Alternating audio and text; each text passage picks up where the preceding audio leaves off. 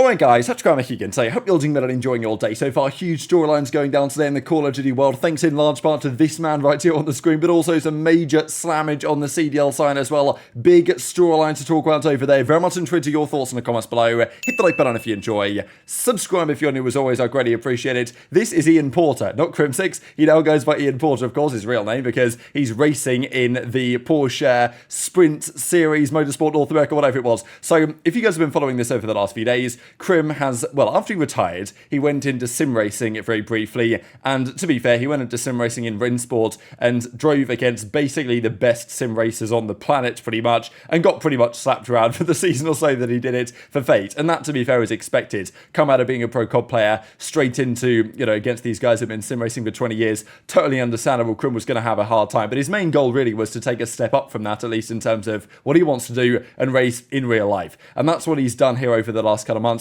He's dropped so much weight to pull this off as well. I think he's dropped at least 40 pounds over the last couple of months to get down to race fitness, and that's where he's been. It is such an inspiring story, honestly, that Kremp just calls it a day in COD, retires from that, and then goes on to do this. And Kremp, so far, now there's another race tomorrow that we'll discuss here in a second, but so far he has dominated this weekend like this guy is Max Verstappen. Like, he's led all the practice sessions, he's stuck it on pole for the race today as well. Here he is here on the right hand side, and then during that, of course, the race itself starts. Now, the way this is done, I think the race was about 30 minutes. They did a lap, and then it was like a 30-minute countdown, and then once the countdown comes to an end, they do one more lap. So I think they did something like 16, 17 laps here around Sebring today, and Porter was on pole, right? So he started the race in pole position, he led from the off, and, you know, he basically completed the Grand Slam like Verstappen did today at Bahrain. Fastest lap, lead every lap, pole position to the checkered flag, just dominated the race from start to finish. He was even apparently telling the commentators that in COD, he felt like every single time he turns up to an event, he feels like he can win, and he felt like it was getting too easy. I don't know if that's fully true, really. So therefore, he decided to move over and do this instead, but totally understandable that Kremp lost the passion for COD to some degree, totally understandable of course on that side, and wanted to pursue his passion for competition elsewhere, and this is what he's doing now. So such you know, such a cool thing that Kremp's doing, and honestly I wonder if people were taking note today, because let's be honest, it's not like Kremp's competing with, you know, Verstappen and Lewis Hamilton in Formula 1. Like, this is not the most competitive championship that he's racing in, but you can only beat who's in front of you, and at the end of the day, Kremp is, you know, a Call of Duty player. Like, it's not like he also has pedigree in this stuff either, and he dominated the race. I mean, he pulled at least half a second a lap on everyone on the field today. Here he was with 5 minutes to go, comfortably leading the race here. Car number 86 he was going by, and his teammate car number 84 came home in P2. So very first race for Kremp. I think there was a crash actually as well. You guys can see here that at this point in the race, with a few minutes left, Kremp's already 8 seconds clear of the field at this point. So, you know, within about 15 laps, he'd pulled 8 seconds, which is pretty commendable, whatever the strength of the field is behind you. So it's just so cool, honestly. So there was a crash, and they brought out the yellow flag. So the safety car came up. Basically, the race finished under caution, and that was GG. Kremp won his first ever race. So I know Kremp said on socials that there's more to come tomorrow, like he's got another race to do, but he was streaming this all on his Twitch. And I thought what was also impressive here, it wasn't just like he was putting in, you know, inconsistent laps and he was losing the car sometimes. You know, he was there 210, 210, 210 every single lap, like a metronome, just pumping in those 2-minute 10 lap times. So I just thought really impressive here from Kremp, and just such a cool story, right? So here he is on the podium today, celebrating with his bottle of champagne. This is the nice close-up picture of him as well with his first place trophy. So I mean, this is so cool, is it not? I don't know, I love this stuff. It's a cool crossover for me as well, because I'm super into motorsports, and Kremp just continues to, you know, dominate whatever he decides to do. So best player in COD decided to, you know what, go over and do some racing as well. And, you know, okay, as I say, not the most competitive series he's racing in as it stands, but people might be paying attention, right? What if Ian Porter gets promoted to the next series, starts racing in WEC? Here we go, Porter to Le Mans. So I'll definitely be following his progress tomorrow in the second race of the weekend, and then I think there's 6 more rounds of this championship happening over the next few months. So just great stuff, and yeah, of course, wishing Crimsix the best, and I'll keep up to date with this, because in the same way that when Former went to Halo, we still talk about him here on the channel, even if he's not a COD pro anymore, just because, you know, I think really what we do on this channel is talk about people that are in the COD community. So when Kremp's involved, involved, we got to talk about it, right? And I just think it's a great story for all involved. And of course, people in the community giving him massive props today as a result of what he's achieved after his COD career. And yeah, I guess the 39th championship victory here for Crimsix, right? Don't know if he's going to get it on his arm tattooed, but maybe go for 40 in the near future. We did also, though, however, have some serious CDL matches going on today. And this first one, Vegas versus Boston, I went for the Vegas win in this one. I thought that it was probably, if it was going to happen, be a pretty close series, game 5. And to be fair, it was a close series, but it wasn't a game 5. And this is the issue, right? Boston, they took down Minnesota the other day, but Minnesota do not look good at the moment. They have regressed quite significantly. I said it when they got slammed by the Subliners that Slasher Priestahh as an AR duo just doesn't seem to work. And I definitely am not backing down on that opinion as it presently stands. I just don't think it's going to work. Especially on online, you could argue as well.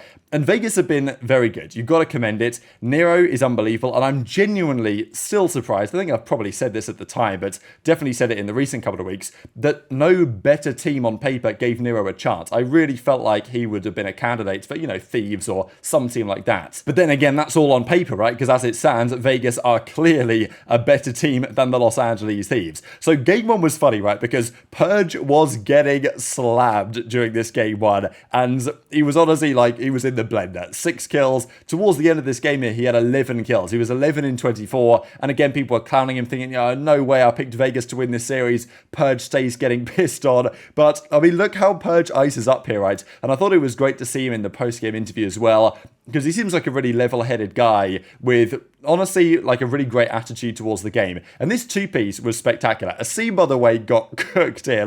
Purge goes behind cover. Asim can't kill him, and then he just slams Asim off the top. That was so huge.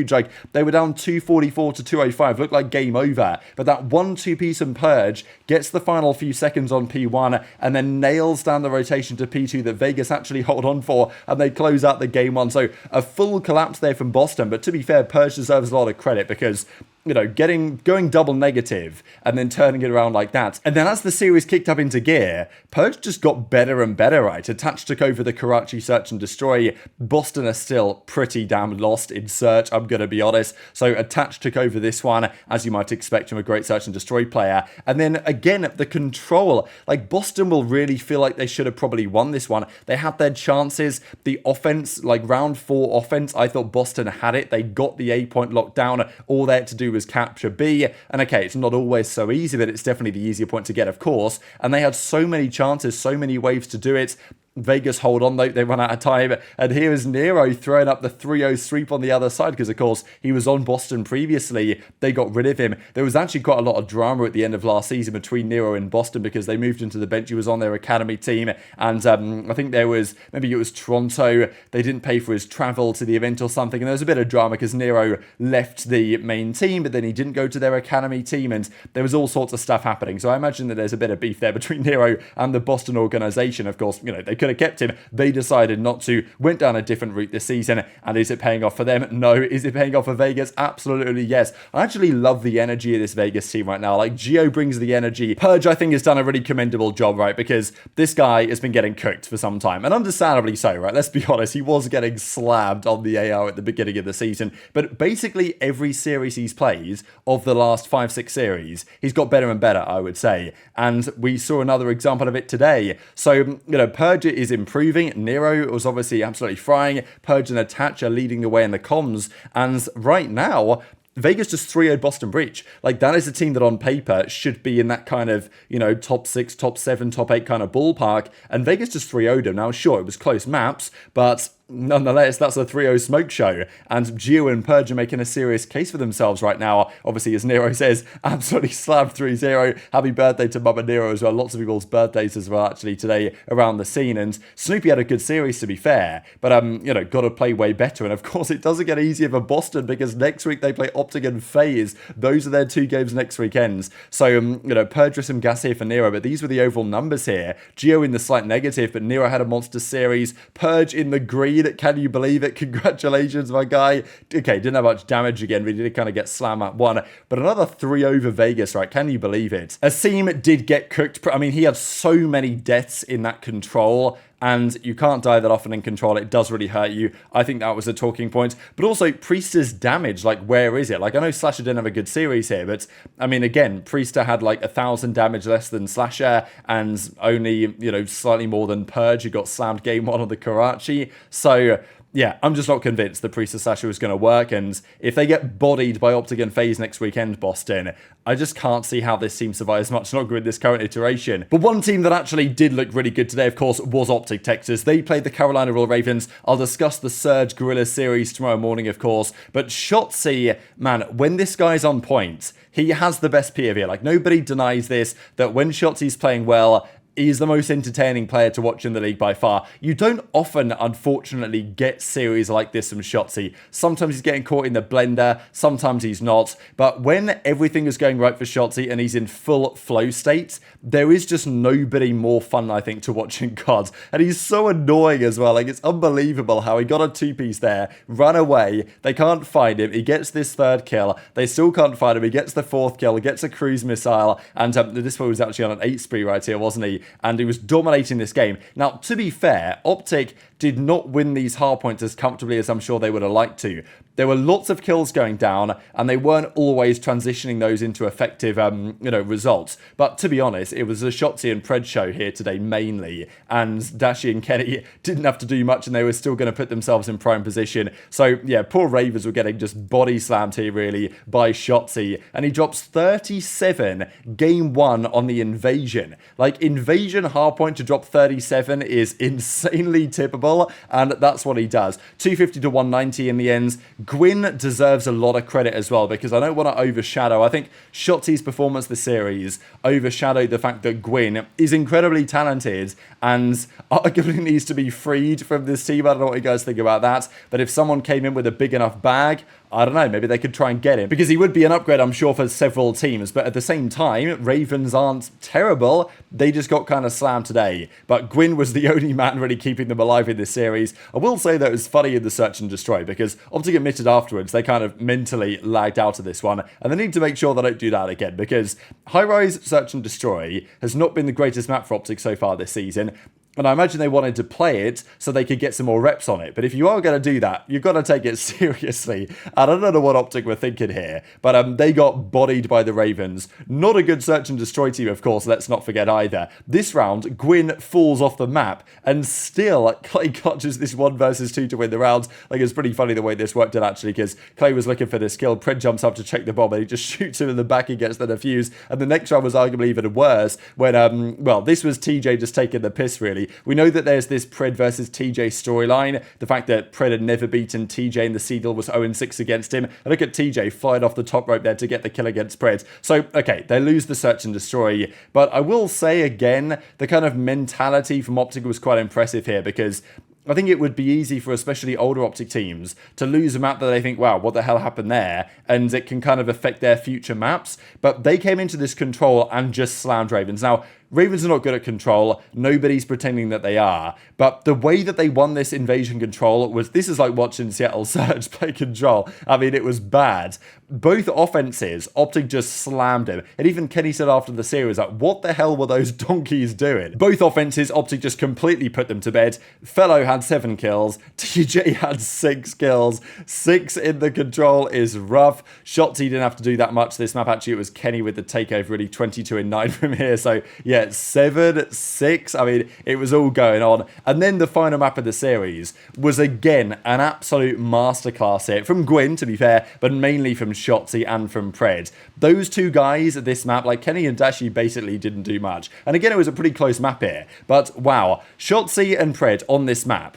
I've said it, like, when this map was around, it just makes so much sense for OpTic. Like, this map is perfect for those guys, and it's no surprise as to why. Like, they clearly love this map. They might be the best SMG duo in the game on this map. We don't really know yet, but Toronto haven't looked so good on it. Simp and aBeZy, of course, have always got to be in the conversation, and FaZe are good at this map as well. But like, OpTic, those guys clearly love this map, and I do not want to face Shotzzy and Prid on this map. So Shotzzy drops 43 kills, breaks the hardpoint record as well. Prid gets his first win against TJ, by the way, but the hardpoint record was shattered here by Shotzzy, moves up to 43 on the season. I think still the overall record is in a control, isn't it? Did Simp have 44 or something? Something like that anyway. Kenny was throwing in the dagger here, saying like those guys lagged out of the control. I don't know what was going on there, but yeah, 43 for Shotzzy. And like Ravens, we know they're not the best team, but I still thought this was impressive because Ravens have shown some signs of life. We know their respawn can be pretty solid, and for OpTic to just pretty much dismantle them in the slaying like this. The maps, again, you know, it's not like they crush them in the 100-point club,